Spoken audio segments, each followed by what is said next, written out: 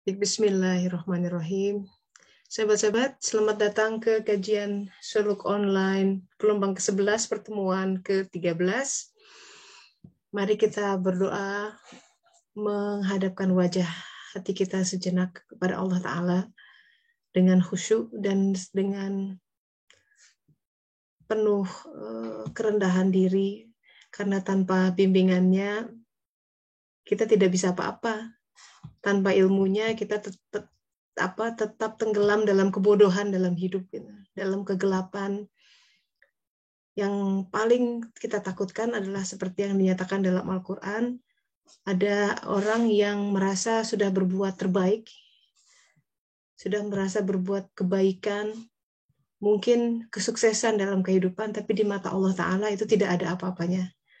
Nauzubillah min dzalik. Itu buat saya adalah sebuah tragedi yang paling besar dalam kehidupan.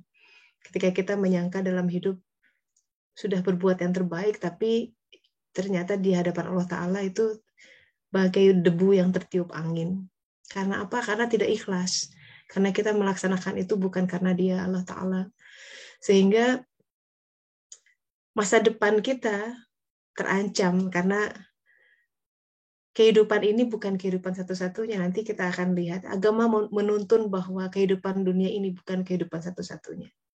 Bahwa akan ada kehidupan yang lain. Nah, sudut pandang itu yang seharusnya menjadi ruh bagi kita dalam keseharian, dalam menyikapi segala hal dalam hidup, harus berbeda. Gitu. Jadi jangan sampai kita hanya tenggelam dalam pernak-pernik kehidupan yang bersifat jasadi, yang senantiasa ya ada ups and downs-nya, ada sempit, ada kurangnya, gitu. Tapi harus lihat di balik itu. Ya, kita mulai. Bismillahirrahmanirrahim. Allahumma sholli ala Sayyidina Muhammad wa ala ali Sayyidina Muhammad. Semoga Allah Ta'ala menuntun kita ya hari ini.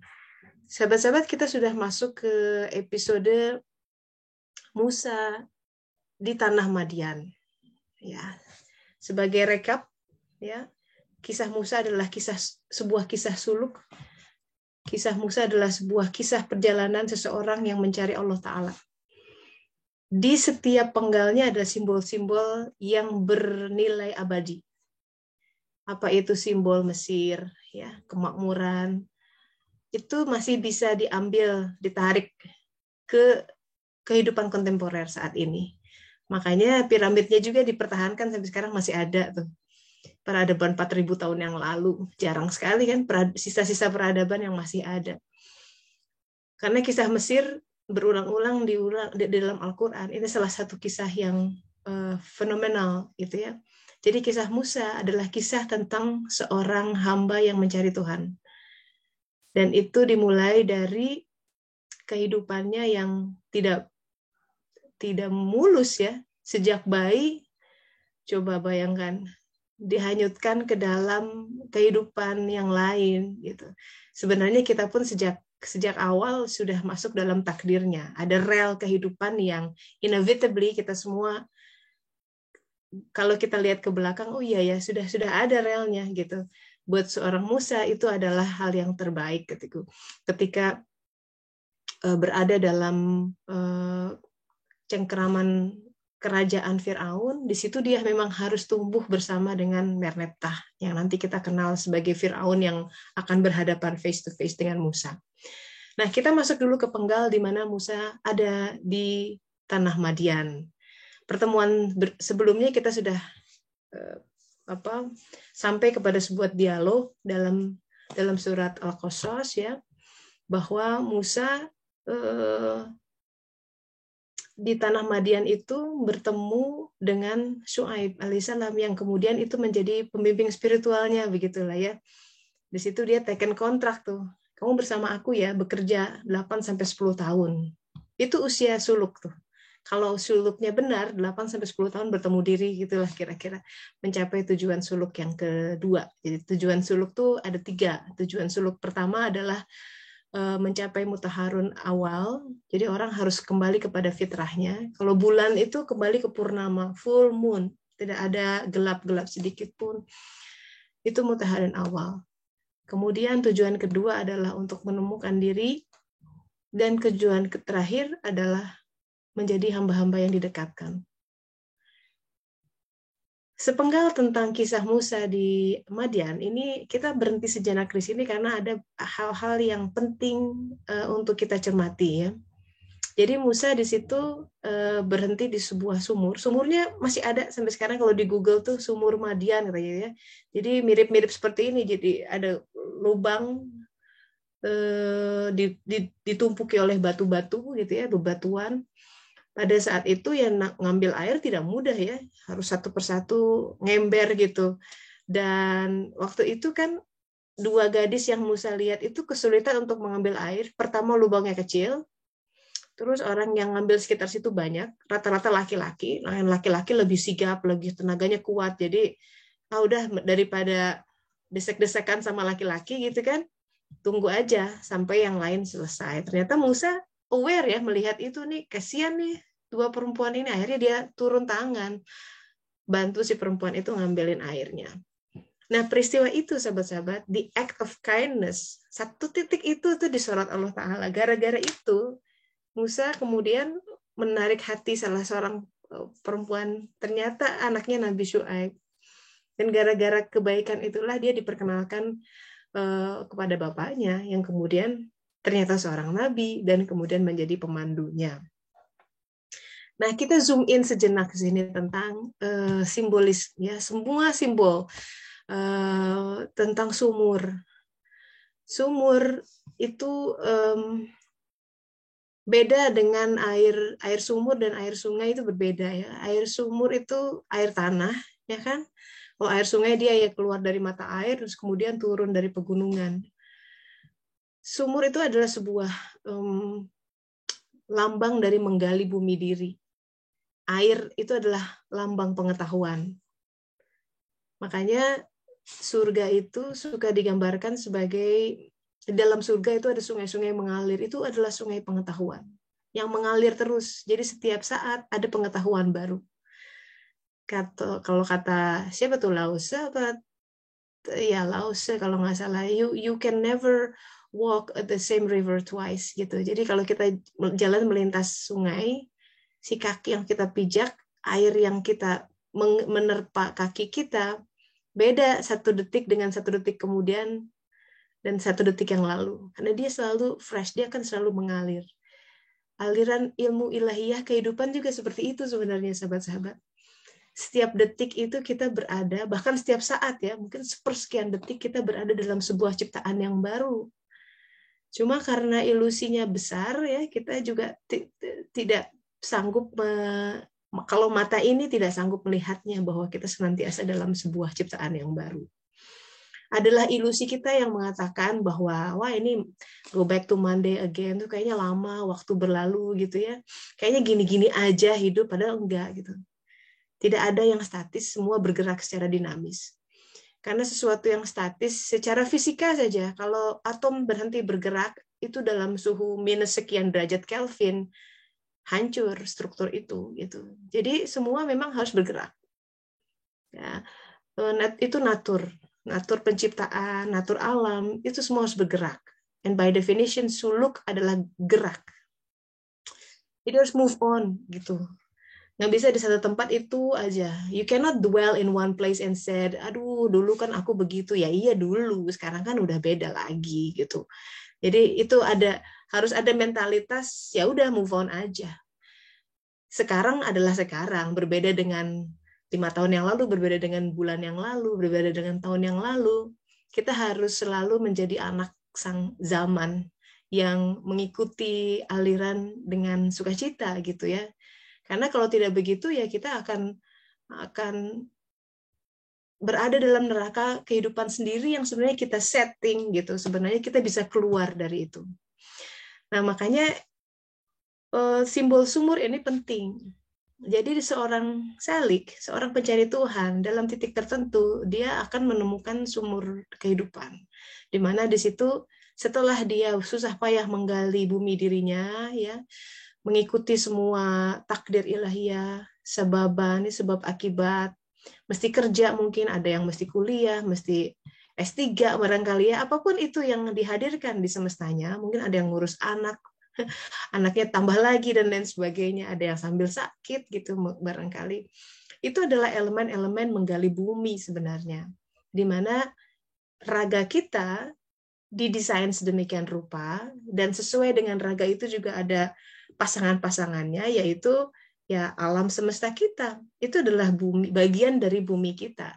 Karena tempat di mana kita dipijak, ya bumi dipijak, di situ langitnya harus tegak gitu. And that's the essence of sholat. Kenapa sholat dikatakan aqimus sholat, ditegakkan sholat. Jadi ada sebuah sumbu vertikal yang harus tegak. Bumi dan langit itu harus nyambung. Jangan langit-langit, bumi-bumi seperti dua entitas yang berbeda, sehingga seolah-olah tidak ada harmoni antar satu sama lain. Padahal di mana bumi dipijak, di situ langitnya tegak, dijunjung. Artinya, dimanapun kita berpijak sebenarnya, di dalam sebuah situasi apapun, selalu akan ada mata air kehidupan yang itu merupakan pengetahuan ilahiyah yang kita bisa pelajari. Itu yang dengan kata lain kita sebut hikmah di antaranya.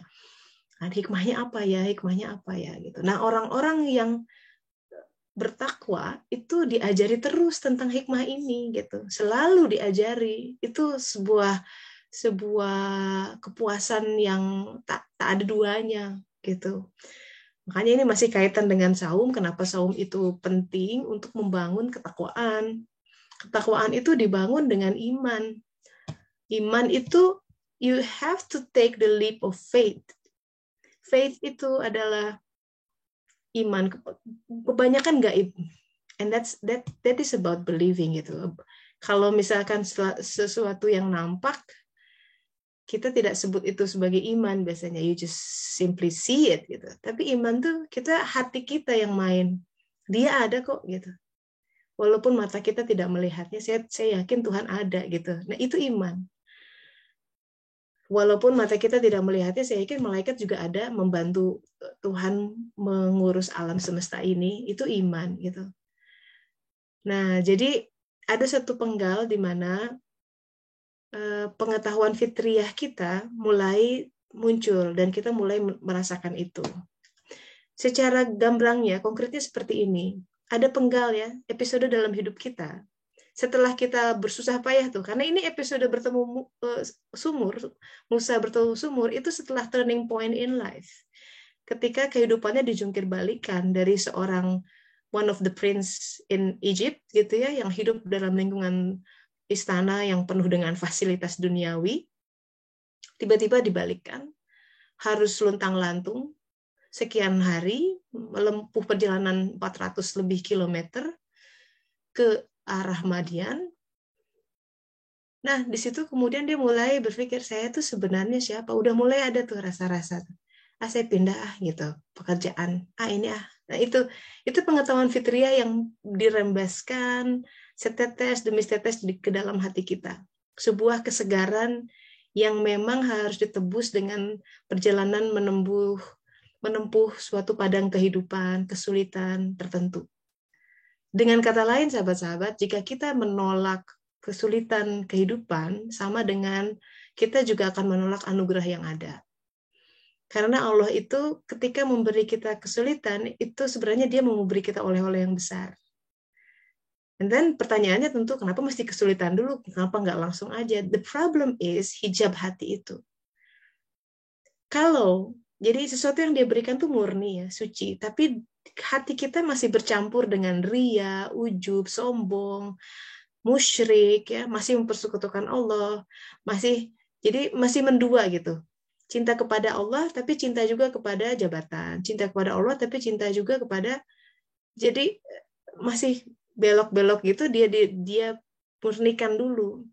Kenapa bahaya? Kalau seseorang diberi anugerah, sedangkan hatinya masih bercabang seperti itu, yang jadi adalah rahwana. Kalau dalam kisah Ramayana, ya, Begawan Wisrawa dan Dewi... siapa namanya, Dewi Sinta ya. Itu jadi rahwana. Jadi kalau suluknya belum tutuk gitu, kalau orang Jawa bilang belum tuntas, hawa nafsunya yang kemudian mengemuka. Karena hawa nafsu itu kalau sebelum dia betul-betul dikendalikan oleh jiwa, dia akan terus menggila. Hawa nafsu itu pinter, makin dia menggila, makin dia pinter bikin pakai dalil. Dalilnya juga pakai Quran, Sunnah. Tapi sebenarnya di latar belakangi oleh hawa nafsu. Itu mengerikan. Nah, Allah Maha tahu. Allah Maha tahu ini belum murni gitu. Jadi makanya hukum Al-Quran kita sudah bahas ya. Apakah engkau mengira mengatakan beriman sedangkan belum diuji? Ujian itu adalah api yang akan meluruhkan elemen-elemen yang tidak hak. Sebuah rahmat sebenarnya. Seperti halnya kalau kita ke pertambangan emas gitu ya, semua kan bongkahan-bongkahannya bercampur tuh antara emas murni dengan yang lainnya. Bagaimana cara dimurnikannya? Dilebur di dalam api. Perleburan itu adalah hari-hari Tuhan, di mana sesuatu yang hak akan stay, yang tidak hak, ya sesuatu yang batil akan meluruh dengan sendirinya. Nah, sekarang problemnya adalah kita harus kuat, yaitu tahan menghadapi ujiannya. Nah, yang menarik sahabat-sahabat, kisah sumur seperti ini itu tidak hanya dalam khazanah Islam ya. Sebelumnya kalau lihat di Alkitab misalkan ya. Nih saya lihat di sini ada di kitab Genesis, Kejadian pasal 24. Untuk memperkaya khazanah ini karena kita kan dalam surat Al-Baqarah juga disebutkan mereka yang beriman kepada zalikal kitabul la raiba fihi hudal lil muttaqin. Jadi beriman pada kitab-kitab yang diturunkan sebelumnya. Jadi ada hal-hal yang memang masih otentik di dalam kitab-kitab itu yang patut kita lihat. Di antaranya adalah peristiwa Ibrahim mencarikan jodoh buat anaknya Ishak. Jadi Ibrahim itu punya pembantu namanya Eliazar. Di sini disebutkan Ibrahim sangat tua dan Allah telah memberkahi dia dalam segala hal. Pada suatu hari Ibrahim berkata pada pengurus rumah tangganya, yaitu Eliazar, letakkan tanganmu di bawah pangkal pahaku dan bersumpahlah demi Yahweh, disebutnya dulu ya, Yahweh, Allah langit dan bumi, bahwa engkau tidak akan membiarkan putraku menikah dengan seorang gadis Kanaan penduduk daerah ini. Jadi pada saat itu Ibrahim mencarikan istri buat Ishak, mengutus Eliazar. Ya, yang menarik, Eliazar itu mirip Musa, nanti ketemu dengan sumber mata air sumur di situ, di negeri itu. Mirip. Di situ ada gadis yang sedang mengambilkan air, cuma kebalikannya karena di sini Eliazar sudah sangat tua dan tujuannya juga mencari jodoh. Jadi gadis yang kemudian menjadi istrinya Ishak adalah seorang gadis yang menolong Eliazar ini. Ini sebagai memperkaya khazanah ya, bahwa simbol-simbol ini ada di dalam kisah-kisah lain. Sumur Yusuf juga, kisah Yusuf ada tentang sumur gitu ya, tapi sumurnya sumur kering. Nah itu simbol sekali gitu. Kalau ini sumurnya ada airnya. Nah jadi ada kaitan juga tuh dengan sebuah penemuan sumur, menemukan pengetahuan fitriah yang berupa simbol air dan perjodohan. Ketemu jodohnya. Karena nanti kalau di dalam kisah Musa itu akan gara-gara kejadian Musa menolong dua gadis di sumur itu menjadikan dia dinikahkan dengan salah satu putri Syuaib ya alaihissalam gitu. Dan dikatakan 8 sampai 10 tahun di situ bekerja di sana. Itu usia suluk. Kalau yang suluknya benar 8 sampai 10 tahun selesai, dan dia akan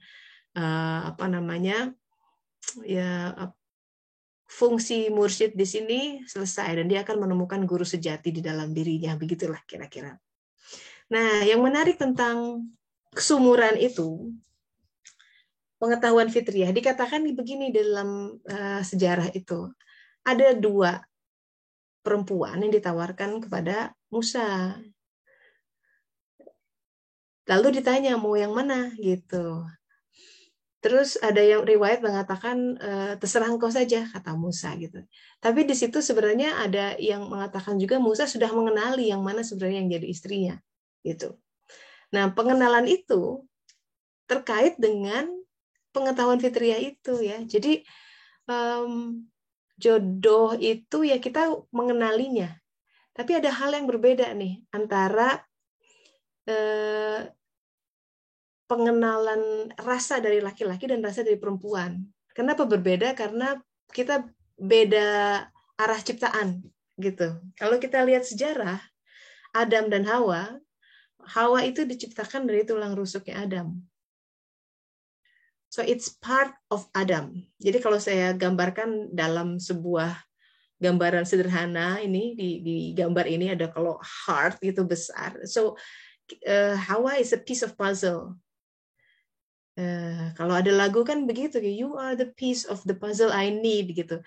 Buat laki-laki, kecintaan kepada perempuan itu adalah kecintaan kepada sesuatu yang menjadi bagian dari dirinya. Dia akan mengenali, kamu adalah bagian dari diri. You are the piece of the puzzle I need. Ada lagunya tuh si apa sih ya? Sampai apalah kalau lagu-lagu mah, to make my life full and complete. Itu ungkapan laki-laki tuh. Ungkapan laki-laki, karena dia selama dia belum menemukan pasangan yang pas ya, dia akan merasa kosong di situ. Puzzle-nya misalkan nggak pas ya, kosong. Nah kemudian isi itu jihadnya berdua tuh untuk menutup kekosongan yang ada. Kekosongan itu yang kadang-kadang suka diterjemahkan oleh laki-laki sebagai yaudah cari yang lain gitu ya, atau apalah gitu. Tapi sebenarnya dengan takwa, makanya kata Rasulullah, menikah itu separuh agama. Kejar separuh lagi dengan takwa. Kembali lagi ke takwa. Jadi kita mesti paham betul tuh apa takwa. Kita udah takwa apa betul? Belum, karena ini kata kunci yang diulang berkali-kali dalam hadis, dalam Al-Qur'an gitu ya. Bahwa orang yang bertakwa akan diberi rezeki yang tak terduga gitu, hayatan thayyibah, itu kuncinya di takwa. Jadi kita mesti paham betul, kita sudah takwa belum? Rumusan itu tuh harus sudah di luar kepala gitu. Jadi bukan hanya maksudnya di luar kepala, bukan yang mengawang-awang gitu, tapi sudah ya you will live in it. Kita sudah hidup dengan itu. Nah, kita coba dalam kajian suluk ini untuk membedah itu gitu. Untuk membumikan konsep itu supaya kita lebih paham sedikit-sedikit gitu ya, dengan bantuan Allah Ta'ala tentu. Itu sudut pandang laki-laki. You make me complete gitu. Cinta laki-laki pada perempuan adalah cinta pada bagian dari dirinya. If you want to know more about this, itu bisa baca Fusus Hikam karya Ibnu Arabi di Fas 27, itu Fas Muhammadiyah, membahas banyak tentang ini. Apa itu ketigaan? Kenapa Allah suka tiga gitu ya? Itu makanya disebut hikmah fardiyah, kepenunggalan yang awal gitu. Karena dari tiga itu satu. Nah, tapi di khasanah lain kadang-kadang jadi kepleset jadinya trinitas gitu. Padahal bukan trinitas. It's something that ada hal seperti itu ya, dari Ar-Rahman, dari Allah masuk ke Adam, Hawa, tiga tapi satu gitu. Tapi dia bukan sebagai zat. Makanya disebutkan manusia dicipta dari manusia citra Ar-Rahman. Ar-Rahman itu bukan zat Allah Ta'ala, dia adalah asmanya. Beda antara zat dengan asma. Nah, manusia itu diciptakan dari citra dari Ar-Rahman, bayangan dari asma Allah Ta'ala. Artinya zat itu laisa kamitslihi syai'un, nggak terjangkau. Kita nggak bicara tentang ruh gitu kata Rasulullah. Yang kita bicarakan tentang sifat-sifatnya. Itu yang paling bisa kita jangkau. Sekarang, apa itu cinta perempuan kepada laki-laki? Ya tentu saja kalau dari arah perempuan, dia adalah mencintai sesuatu yang menjadi sumbernya. Makanya ungkapannya adalah you where I belong. Gitu. You where I belong. Gitu. I belong with you. Itu ungkapan perempuan memang. Kalau ungkapan laki-laki, you are the piece of the puzzle I need gitu to make my life full and complete gitu. Jadi perhatikan arahnya berbeda. renungkan sebentar, tapi ini akan membuat sebuah konsekuensi ya. Dan juga kita menjadi lebih paham tentang konsep poligami di dalam agama. Ini saya harus bicara ini karena ini konsep ada dalam Islam ya. Jadi jangan alergi kalau bicara poligami. Karena ini ada dalam Al-Qur'an. Kalau bukan berarti setiap orang harus poligami toh, tidak sama sekali, bukan begitu, tapi kita mesti paham konsepnya gitu. Jangan sampai kita kan kalau gini, kalau kita menerima satu konsep dan menolak konsep yang lain itu sama dengan menolak aja sekalian gitu. Jadi jangan nauzubillah. Ini semua konsep Al-Qur'an yang ada gitu ya. Take a look at the puzzle. Fungsi puzzle adalah untuk melengkapi. Makanya saya kasih gambaran yang lumayan pas gitu di sini. Jadi gambarannya jelas. Contoh ya, ketika Rasulullah menikah dengan Khadijah, beliau itu seolah-olah keping puzzle yang besar yang klop. Rasulullah itu mulai berpoligami ketika Khadijah wafat. Setelah tidak ada, and then it's empty. Dan itu sekian perempuan baru bisa menutup baik bagian-bagian itu. Gitu. Ya, so itu tentang completion. Sekarang konsekuensi dari bahwa perempuan itu you where I belong ya, bahwa kita bagian dari sebuah konstruksi yang lebih besar, dalam arti ini is just simply a role to play. Bagian Hawa dicipta dari rusuk Adam, rusuk itu bagian dari sesuatu yang besar gitu. Artinya penyatuan laki-laki dan perempuan, bagi perempuan itu yang dibutuhkan adalah sebuah visi pada laki-laki. Karena you where I belong, nah tempat dia belong itu sebuah khazanah yang lebih besar dengan penyatuan itu. Makanya disebutkan fungsi penafkahan yang utama oleh suami itu sebenarnya adalah penafkahan tentang visi ini, tentang visi siapa dirimu gitu ya.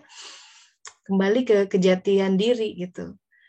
Karena kadang-kadang faktanya nih sahabat-sahabat, ini faktanya ya. Di fakta dalam kehidupan ada suami-suami yang penghasilannya lebih rendah dari istrinya, benar? Faktanya begitu. Dan saya tahu ada beberapa rumah tangga yang perempuannya fine-fine aja menanggung semua kebutuhan suaminya. Karena apa? Suaminya walaupun secara material tidak banyak memberikan, tapi dia memberikan visi yang baik kepada rumah tangga itu. Dia berfungsi sebagai rijal, sebagai pemimpin di situ. Dan fungsi sebagai pemimpin tidak ditentukan oleh how much money you contribute every month gitu, sama sekali tidak. Ini sebuah khazanah yang patut dicermati gitu, supaya ada kan perempuan-perempuan yang memang berfungsi rezekinya di dia gitu, di perempuan itu, rezeki buat keluarga itu. Tapi suami memberikan, si perempuan tetap patuh kepada suami dalam arti agama ya, bagaimanapun hierarkinya adalah seperti itu. Nah, makanya hanya ketika suaminya takwa, suaminya juga faham tentang hukum Al-Quran dan kehidupan, itu mudah. Permasalahan kemudian adalah gimana kalau suaminya enggak. This is another chapter to discuss gitu. Tapi untuk menunjukkan bahwa ketika Musa memasuki periode ini ya, ketemu sumur, itu ketemu jodohnya. Dan itu mulai complicated. Makanya ditempanya 8-10 tahun dulu. Sebelum nanti setelah di akhir masa penempaan 8-10 tahun bekerja bersama Syuaib atau bersuluk dengan kata lain, nanti Musa sama membawa keluarganya keluar dari situ, berjalan ke arah negeri Mesir. Dan akan bertemu sebuah episode mencengangkan. Itu disebut dalam surat Al-Qasas 29. Auzubillahi minasyaitonirrajim. Maka ketika Musa telah menyelesaikan waktu yang ditentukan, ya sudah 8-10 tahun, kata Rasulullah sih periode yang terbaik. Kemungkinan kata beberapa ahli sejarah itu yang 10 tahun. Setelah selesai itu, dia berangkat dengan keluarganya, ya, di tengah gurun, malam-malam. Gurun tuh kalau malam dingin banget. Dan tiba-tiba dia melihat api di lereng gunung dari kejauhan. Dia berkata kepada keluarganya, tunggulah di sini, sesungguhnya aku melihat api. Mudah-mudahan aku dapat membawa suatu berita kepadamu dari tempat api itu, atau membawa sepercik api agar kamu dapat menghangatkan badan. Jadi Musa bermaksud untuk bawa api, karena bikin api kan zaman dulu nggak ada matches, apa susah bikin api itu. Jadi ketika ada sumber api, dia mendatangi itu, dan ternyata ini ada sebuah peristiwa yang menakjubkan di situ ya.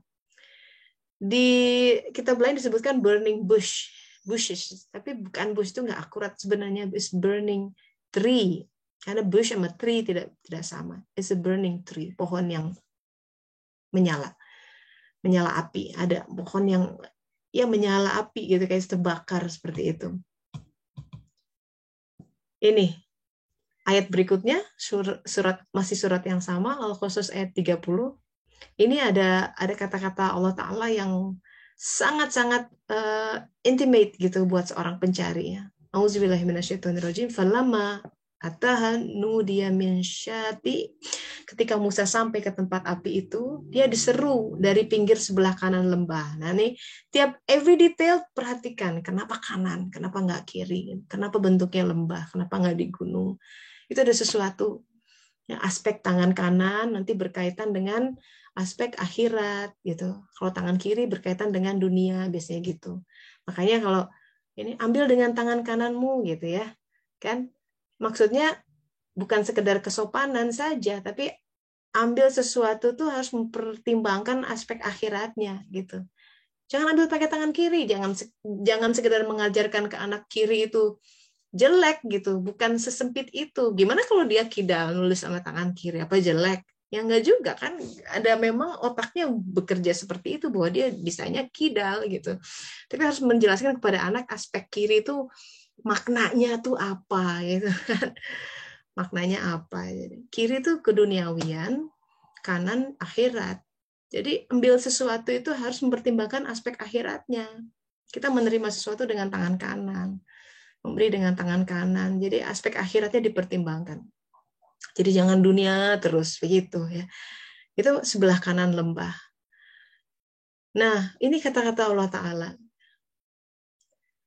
Wahai Musa, sungguh aku adalah Allah, Tuhan seluruh alam.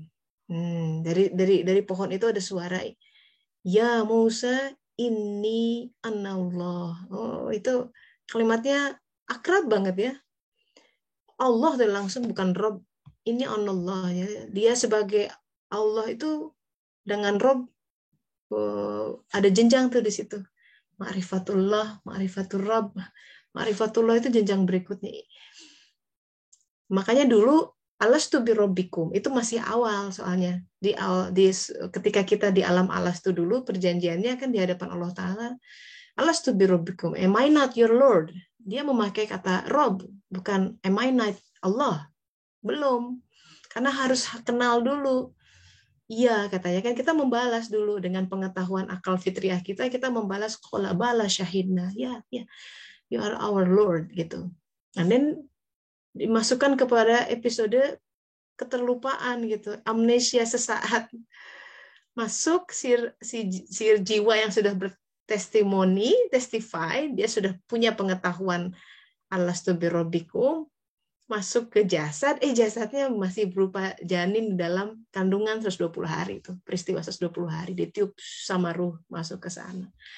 And since then dia harus get used to mengendarai baju raganya.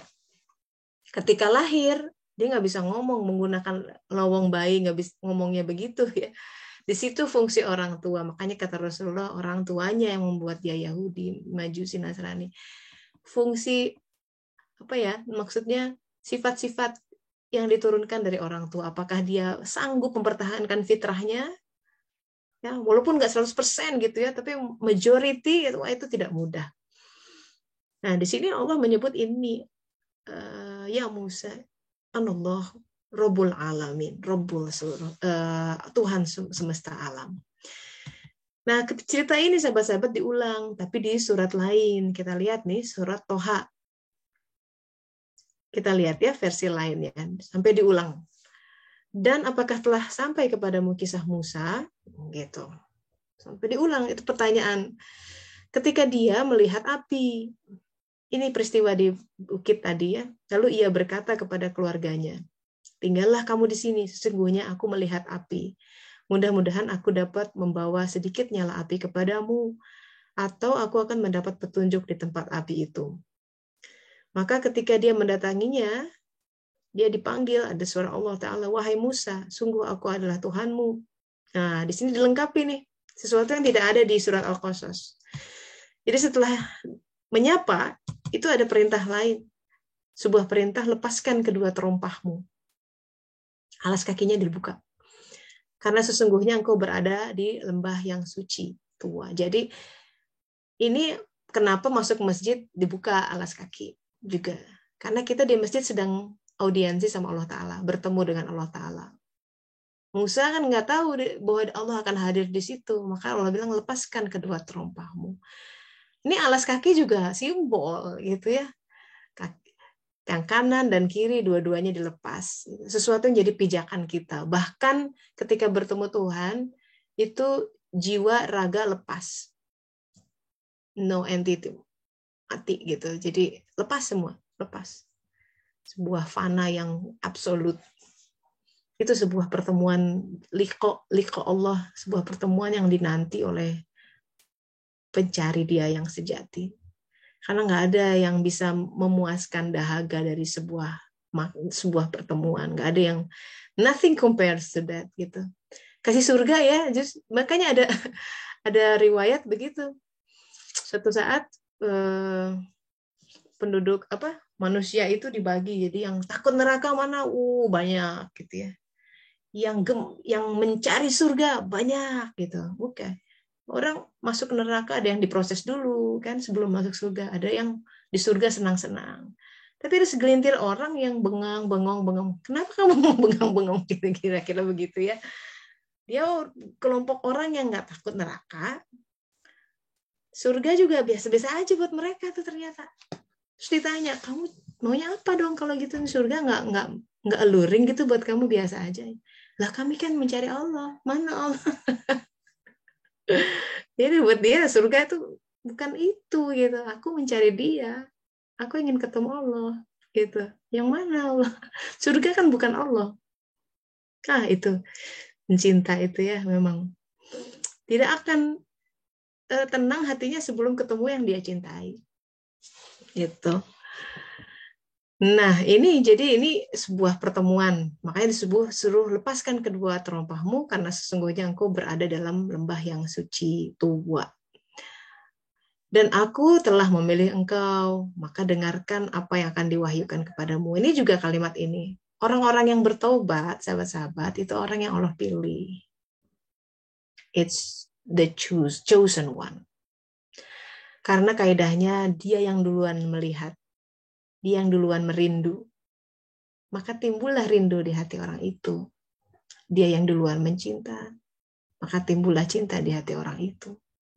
Seorang sufi mengatakan, selama ini aku pikir aku pontang-panting mencari dia, Allah Ta'ala. Ternyata aku salah. Selama ini dia yang mencariku.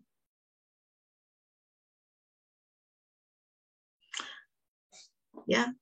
Nah, kita lihat berikutnya ada kata-kata firman Allah yang menjadi fondasi. Di dalam pertemuan yang sangat personal ini, dikatakan, aku telah memilih engkau, dengarkanlah apa yang akan diwahyukan kepadamu. Nah, apa yang akan diwahyukan? Pertama, masalah tauhid. Sungguh, aku ini Allah. Tidak ada Tuhan selain aku. La ilaha illa anta. Tidak ada Tuhan selain aku. Maka sembahlah aku. Sembahlah aku. Kalau Ibnu Abbas menafsirkan ubudiyah atau penyembahan dengan sebuah knowledge, pengetahuan tentang dia. Karena kita tidak mungkin menyembah suatu objek yang kita tidak kenal. It's impossible. Terus menyembah apa ya? Pasti kita kenal. Artinya seseorang tidak menjadi abid, tidak menjadi hamba buat dia yang sejati sebelum dia mengenal dia. Penyembahan itu muncul karena adoration. Karena dia tuh luar biasa ya gitu. Dan itu muncul tuh penyembahan. Itu makna penyembahan. Ubudiyah. Allah tuh ya, wah, hebat banget, aku dikasih sudah banyak seperti ini, sementara aku jarang. Nah, kalau udah muncul kesadaran-kesadaran seperti itu, sujud kita, ruku kita, tasbih kita, ucapan kita alhamdulillah itu lebih dalam. Karena dengan kesadaran bahwa kalaupun kita menghabiskan the rest of our life gitu ya, seluruh kehidupan kita dengan berbakti gitu ya, beramal soleh, sungguh tidak akan bisa membalas bahkan satu nafas pun yang dia berikan kepada kita. Satu nafas kehidupan, sahabat-sahabat. The fact that we are being alive akan bisa balas.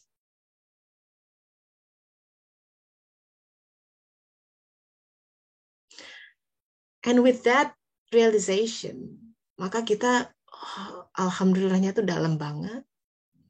Dan rasanya tidak ada yang bisa apa ya, kalau minta apa gitu, kalau kita dapat waktu gitu face to face, minta apa, akhirnya ya minta diampuni gitu, karena sudah tahu diri. Nah ini ya masalah sumur itu tadi, menggali diri. Dia tahu ke seseorang yang ditampakkan kejelekan dirinya itu sebuah anugerah. Dia tahu sombongnya di mana, dia tahu lalainya sering seperti apa, dia tahu ujubnya di mana, ya merasa tinggi hati gitu. Dia tahu musyriknya di mana, mempersekutukan Allah. Sebenarnya yang aku cari ya tidak sekedar dia aku mencari fame juga, mencari ketenaran, suka dengan pujian gitu. Sebenarnya hati nuraninya mengetahui itu. And knowing that, dia mengetahui begitu banyak noda-noda dalam hatinya gitu. Dan dia malu untuk itu.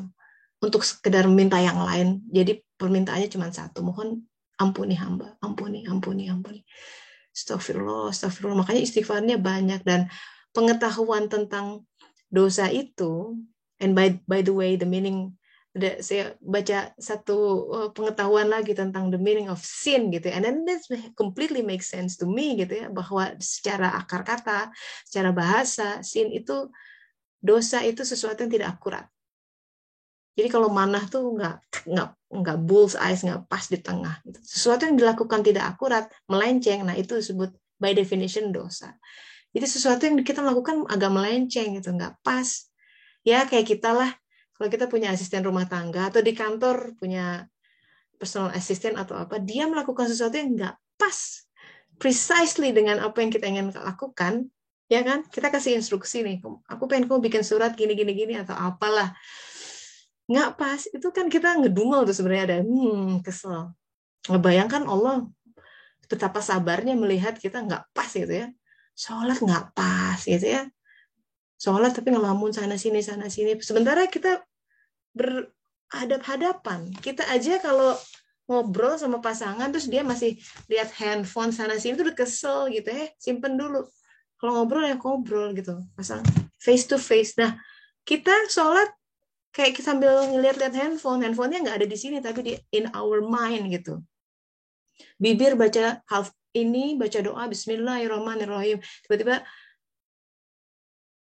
pikirannya ingat masakan, ingat apalah kunci yang hilang tadinya, tiba-tiba jadi ingat di saat sholat gitu. Nah hal-hal itu kan kita bisa identifikasi bahwa itu hadir, bahwa kualitas ibadah kita juga nggak gitu-gitu banget gitu. Makanya dalam Islam itu ada disebut sholat sunat muakkad gitu. Karena sejatinya sahabat-sahabat, sholat itu kalau dia berfungsi bagus, itu memberi energi buat jiwa. Karena jiwa itu sebagaimana raga, dia perlu makanan, perlu dicas. Ya, kalau bensin tuh harus diisi. Kalau enggak, ya lemes. Kalau jiwa lemes, ya udah itu gejalanya. You feel numb begitu ya, nggak ada inspirasi, marahnya itu lebih cepet gitu ya, nggak ada efek, nggak ada kecergasan si jiwa untuk menangkap sesuatu yang bersifat langit. Hikmah itu ditangkap oleh jiwa yang aware tuh, tangkas. Kalau jiwanya lemas, akhirnya dia terpuruk oleh hawa nafsunya. Jelas, hawa nafsunya wah gagah. Orang dimakanin terus, egonya dikasih makan gitu ya. Nah itu that's the battle within. Jadi message-nya adalah di sini kata Allah, tauhid kembali. Setelah tauhid apa? Perhatikan, laksanakan sholat untuk mengingat aku. Makanya jangan bosan kalau curhat-curhat sama saya, ujung-ujungnya suka ya udah perbaiki sholatnya atau perbaiki ya. Saya tidak punya lagi trik yang lain, itu Al-Quran bilang begitu. Barang siapa ya itu hadis Rasulullah memperbaiki hubungan dengan Allah, Allah akan memperbaiki hidupnya. Jadi punya masalah apa dalam kehidupan, menghadap saja sama Allah. Dan nggak ada ustadz sebeken apapun bisa nolong, dia tetap manusia gitu. Datanglah sama Allah yang memberikan itu masalah. Hanya dia yang bisa kasih solusinya. Tapi cara datang seperti apa? Ya, it's easy gitu. Maksudnya, ya sholat 5 waktu itu yang sebentar lagi ya, jaga tuh. Kata Allah ada 3 hal yang dicintai. Pertama, sholat 5 waktu. Sholat pada awal waktu, disebut di awal. Bahkan melebihi berinfak kepada orang tua dan jihad fisabilillah tuh. Bayangkan. Sholat di awal waktu. Jadi pantengin buat di Eropa memang ini agak extra challenging ya karena terus berubah musim ini. Kalau di Indonesia maghrib ya jam segituan, jam 6. Kalau di sini waduh kadang jam 9. kadang, kadang jam 4 pas sore. Wah, jadi berubah-ubah. Jadi kita mesti mantengin terus. Itu jihadnya. Tapi Allah kan melihat itu. Lalu message lain apa? Setelah tauhid ya, kemudian sholat, kemudian sungguh hari kiamat itu akan datang. Aku merahasiakan waktunya agar setiap orang dibalas sesuai dengan apa yang telah dia usahakan. Perhatikan urutannya, tauhid dulu, sholat, lalu berita bahwa, hey, hidup ini, this is not the only life. Akan ada kehidupan lain. Itu bicara tentang itu kiamat. Makanya rukun iman ada tentang iman pada hari akhir. Apa dampak ini? Ini mestinya dibawa ke keseharian ya. Ketika kita merasa, aduh di dunia ini aku tidak mendapat jatah, ketemu jodoh katakanlah gitu. Ada tuh jodohnya tuh ketemunya di sana gitu loh. Kalau memang beriman kepada hari kiamat, hari akhir, mestinya nggak perlu gundah gulana. Yang Allah beri itu tepat pada waktunya. Biasanya yang diburu-buru, wah asal ngambil, wah malah celaka malah. Ya, gitu. Ya dalam Islam ada figur seperti Robiah Al-Adawiyah, ya sampai meninggal tidak menikah, kalau tidak salah, coba dicek. Tapi kan hukum Al-Quran jelas, boleh berpasang-pasangan, artinya jodohnya ada di sana. Pernah ada seseorang yang bertanya kepada seorang wali songo, ya Sunan nikahilah aku katanya. Oh engkau memang jodohku, tapi bukan di sini. Nah gimana tuh? Ya. Contoh, seorang Siti Asia. Apakah jodohnya Firaun? Memang di sini dinikahkan dengan Firaun gitu ya, zaman dulu. Tapi kan nikahnya juga itu ya bukanlah dalam arti nanti kita akan bahas itu tentang perjodohan karena dalam Al-Qur'an ada masalah hukum kesekufuan gitu, kesetaraan. Ada ayat yang mengatakan laki-laki yang pezina menikahi perempuan yang pezina. Seperti itu. Jadi Siti Asia is orang mukminat. Nggak mungkin tuh harusnya dengan Firaun. Tapi kok kenyataannya dia. Nah itu beda lagi. Kita sudah belajar. Kita sudah mencoba memandang ini ya. Kenapa? Apa fungsi seorang Siti Asia di situ? Karena nanti harus yang ngejagain Musa. Kalau enggak, bayi Musa datang itu disembelih juga tuh kalau nggak ada Siti Asia gitu ya. Gitu. Jadi ini luar biasa. Jadi ada agar kita sahabat-sahabat ya memandang kehidupan tuh nggak sempit cupet gitu ya. Namanya warna pernikahan juga macam-macam tuh. Ada seorang nabi seperti Lut pun istrinya diazab gitu ya. Jadi pria-pria yang merasa aduh istri gue kok gini banget.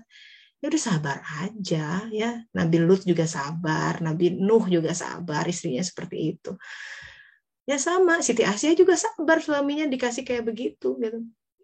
Tapi lihat zaman unfolding ya, ketika Rasulullah menjelang Siti Khadijah sakaratul maut ya, menjelang akhir hayatnya kan, salam kepada madu-maduku di sana.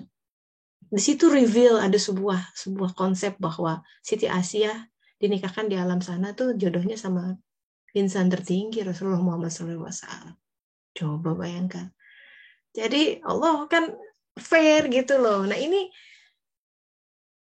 keimanan kita terhadap hari kiamat, maksudnya hari akhir, alam barzah dan berikutnya, harusnya membawa kita kepada sebuah penyikapan kehidupan yang lebih positif, lebih lebih husnuzon kepada Allah Ta'ala, lebih alive gitu. Jadi jangan terlalu terpuruk dengan sebuah pembagian kehidupan per saat ini. Always seek for the silver lining, selalu pasti ya. Tauhid kita membawa kepada gini, makanya tadi di awal disebutkan tauhid dulu. Allah tidak akan menzolimi hambanya, itu tauhid. Pegang. Allah tidak akan menimpakan sesuatu yang melebihi kapasitas kemampuan hambanya. Pegang gitu. Allah tidak akan menciptakan sesuatu sia-sia. Pegang. Itu sebuah episode yang nampaknya kacau banget menurut kita ya. Aduh itu gagal total gitu ya. Apakah sia-sia? Tauhid kita mengatakan jangan berhenti di situ. Gali. Nah, makanya sumur itu mesti digali. Balik lagi ke konsep sumur ya. Sesuatu yang harus digali. Ini masih panjang nih, tapi waktunya udah mau habis. Kita lanjutkan tentang pertemuan dialog ini dengan Allah Ta'ala di besok minggu depan deh ya, supaya kita buka waktu untuk sharing. Silahkan, barangkali ada yang mau sharing nih, udah kebat-kebit, apalagi masalah perjodohan ya, rumah tangga, sempat saya sebut poligami lagi. Tenang ya. Ini harus paham konsep aja gitu. Jadi kita harus melihat dengan kepala dingin. Silakan Mbak Dela. Sudah angkat tangan. Assalamualaikum. Ya, waalaikumsalam warahmatullahi wabarakatuh. Aku mau sharing sedikit aja tentang kayak pembagian waktu yang tadi Teteh bilang 8 sampai 10 tahun gitu-gitu ya.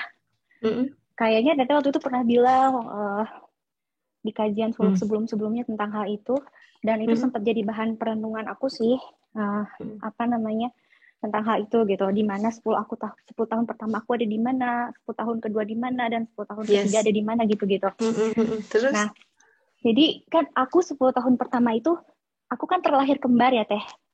Aku kembar tapi kita nggak identik gitu loh. Kita beda dari segi wajah dan juga dari segi fisik tuh beda gitu.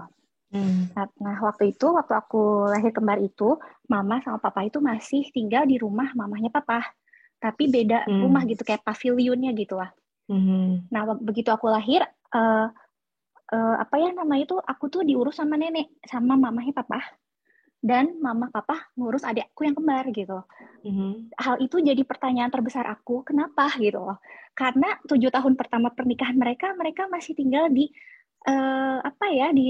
di rumah yang kayak tetanggaan gitulah gitu. Tapi kenapa aku harus diurusnya sama nenek, nggak barengan aja gitu?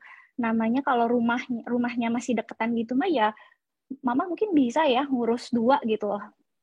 Tapi abis itu aku selalu bertanya itu, dan aku ngerasa aku di rumah nenek itu walaupun aku cukup kasih sayang, cukup materi, sandang pangan segala gitu, pendidikan pun cukup gitu, tapi aku selalu ngerasa I'm not belong here gitu loh Teh.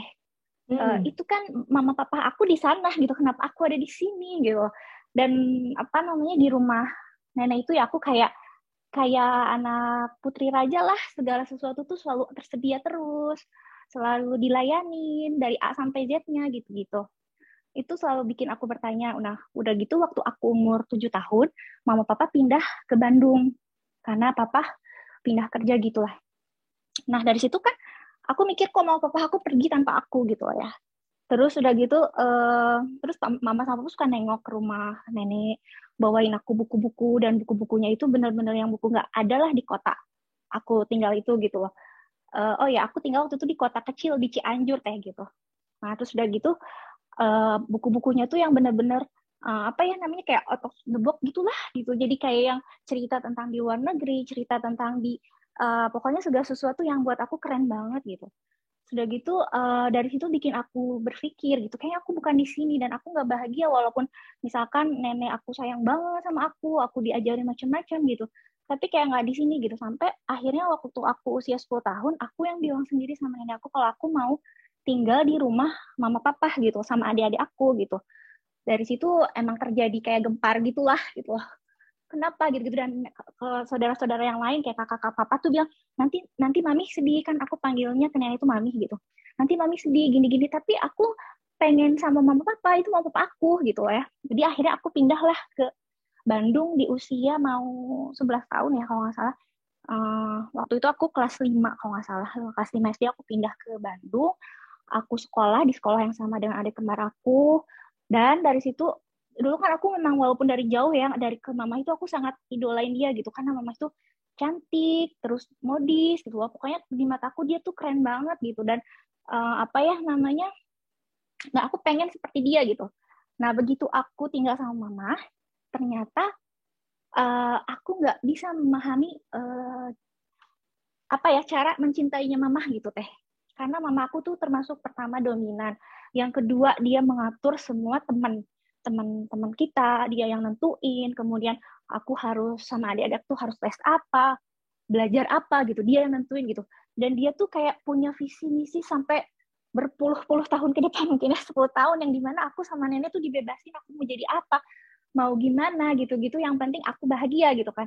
Tapi sama mama enggak gitu, semua ada step by stepnya. Terus kalau kita nemuin kegagalan, mama itu kayak tipikal orang yang nggak terima gitu deh, kayak misalkan kayak nggak sayang lagi lah sama kita kalau gagal tuh gitu.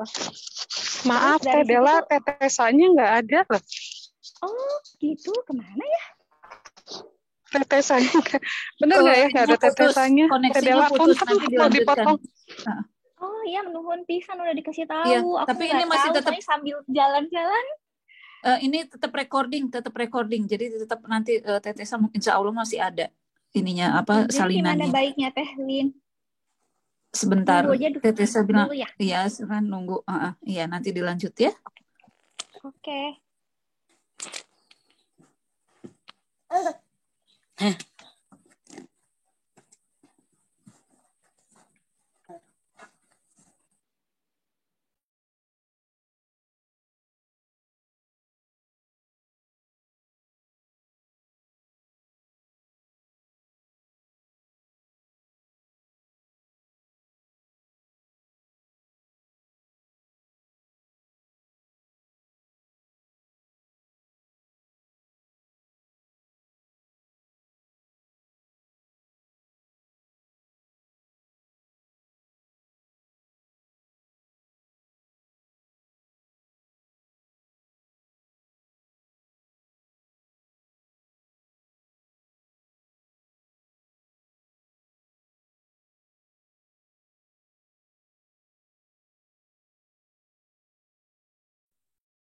Sorry Del, sempat terputus.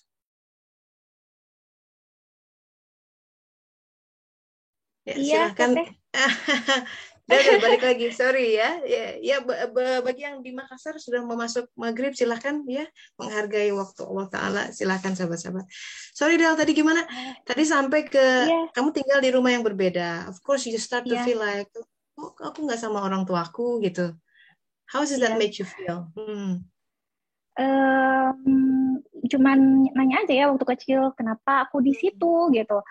Terus apa sih namanya?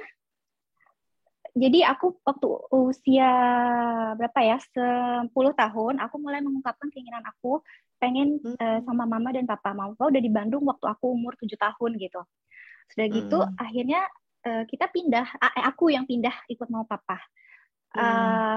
Aku itu dulu kan lihat mama tuh dari luar ya, yang jadi aku idola lah sama beliau itu gitu.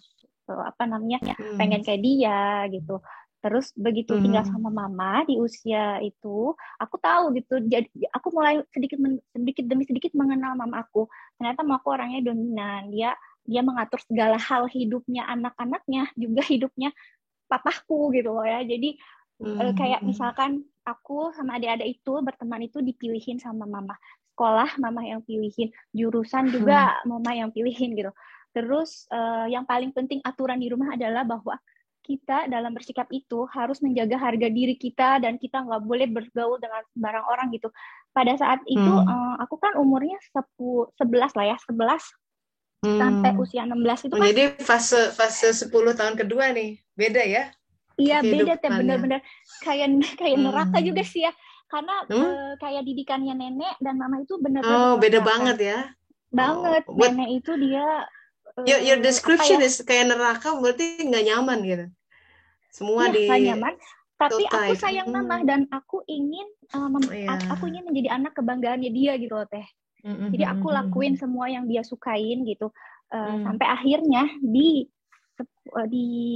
usia berapa ya? Kuliah dari situ aku mulai sedikit berontak. Aku menentukan apa yang jurusan kuliah aku sendiri.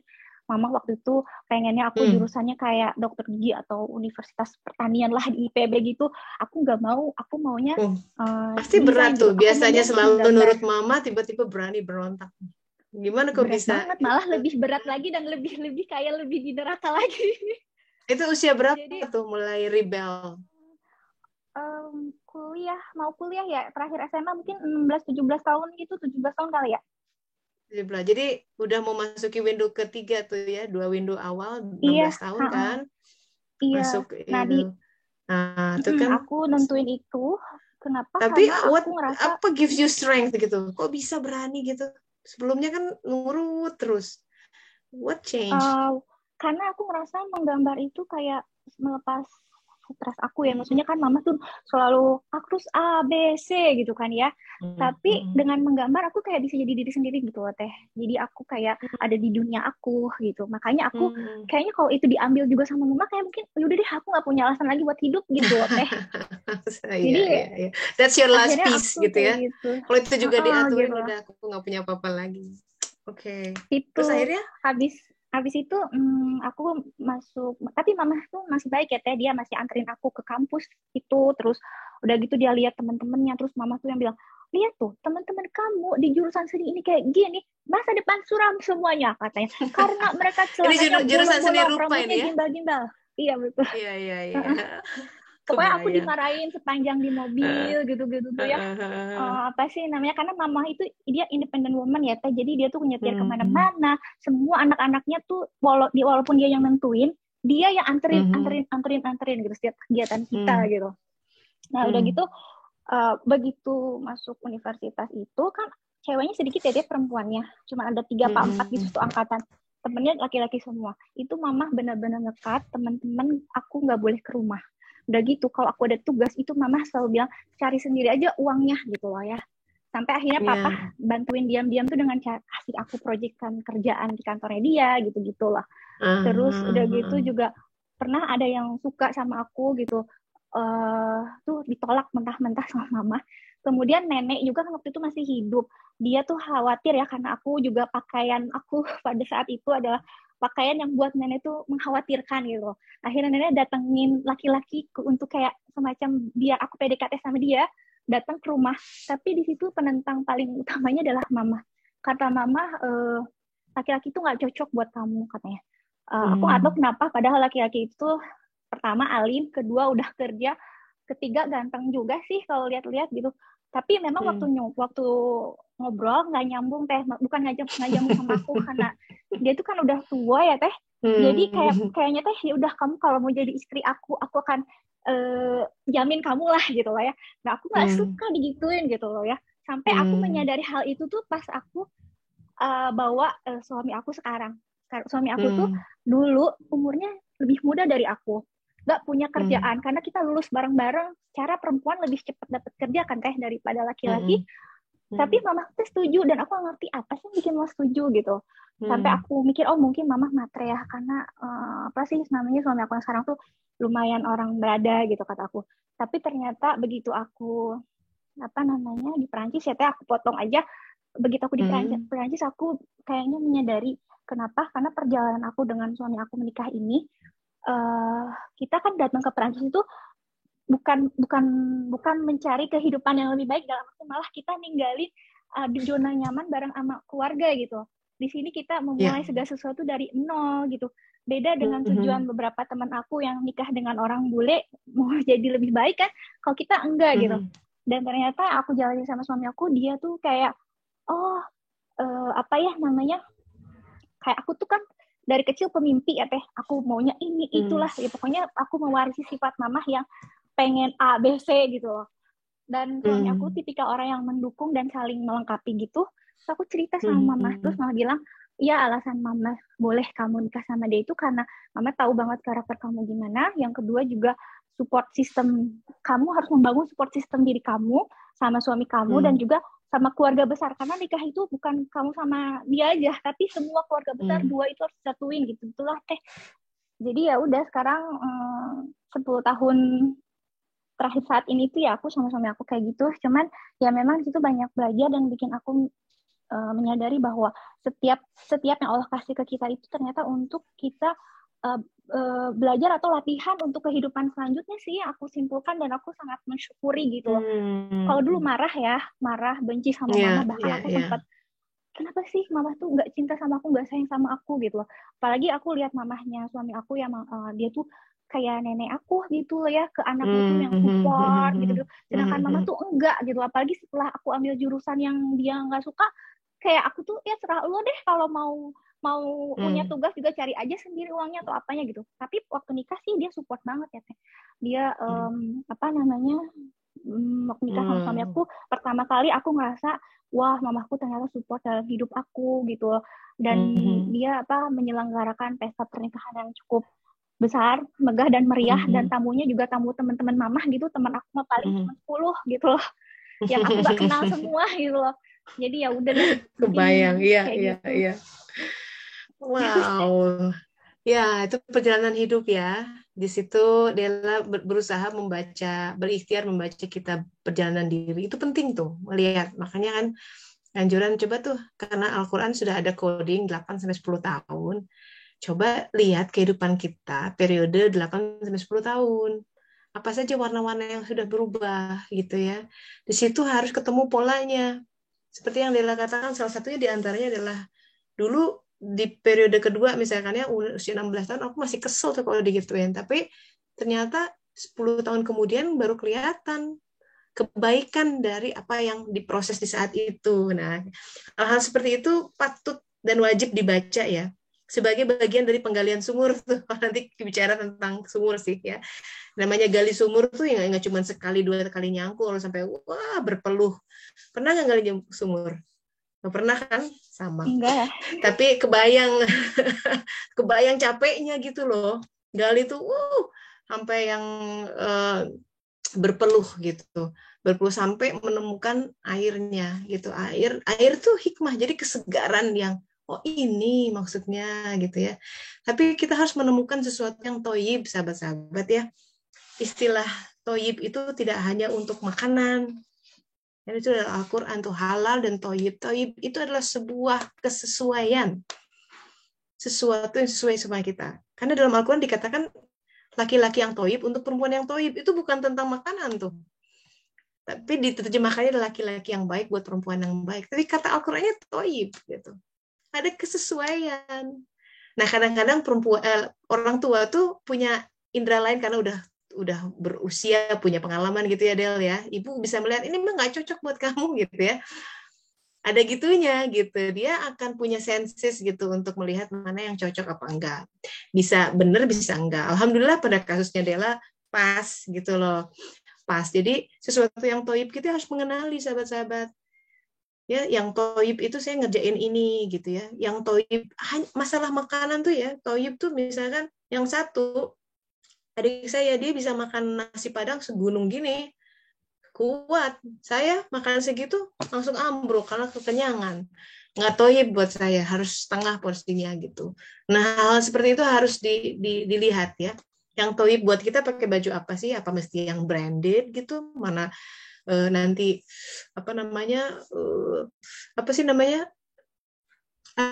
nanti tuh ditanya nanti hisabnya berat gitu. Nah kayak gitu harus ditelaah gitu ya, aspek ketoyiban, aspek kecocokan di dalam diri.